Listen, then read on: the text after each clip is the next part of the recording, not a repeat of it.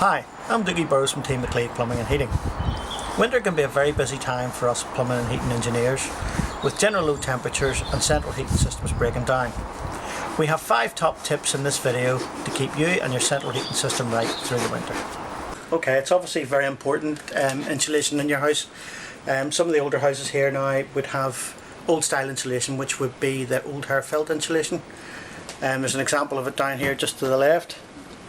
Hair felt insulation would give you virtually no insulating properties at all. And up to the right there you can also see that there's a bit of exposed pipe with no insulation on it at all. Obviously in the depths of winter, in a roof space, the temperatures can drop quite considerably, so insulation is very, very important. Especially in a roof space. If it does burst up here, the rest of the house gets it. It's vitally important that you know where your internal stopcock is. In the event of an emergency and a burst pipe in the winter time, you need to know where your stopcock is. Usually they'll be in the most awkward place in the house, either under the sink, right, tucked into the corner. But in this particular instance here, we have a nice, easily accessible stopcock, which is in the hot press. Now it's also a good idea to have a label, so that you know exactly where the stopcock is.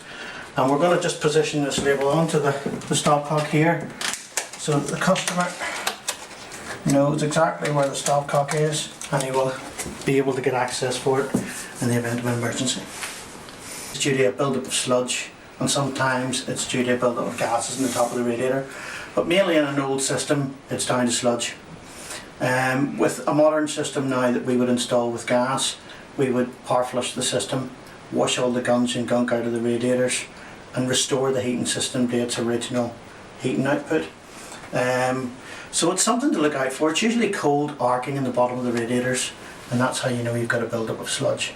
But on any installation that we do now, as I say, we flush the system so that's eliminated. One simple thing you can do, that anyone can do, is to have their boiler serviced.